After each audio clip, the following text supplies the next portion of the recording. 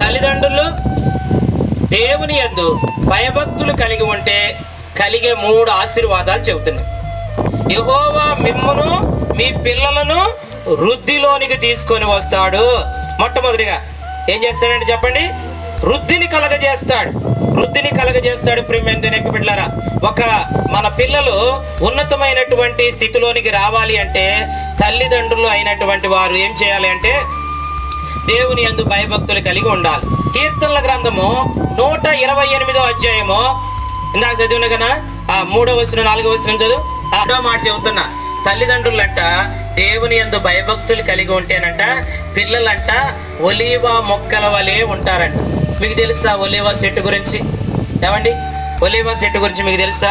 ఎంత నీడనిచ్చిద్దో అంటే మన పిల్లలు అనేకులకు నీడనిచ్చే వాళ్ళు అవుతారు, అనేకులకి ఆశీర్వాదకరంగా తయారవుతారు.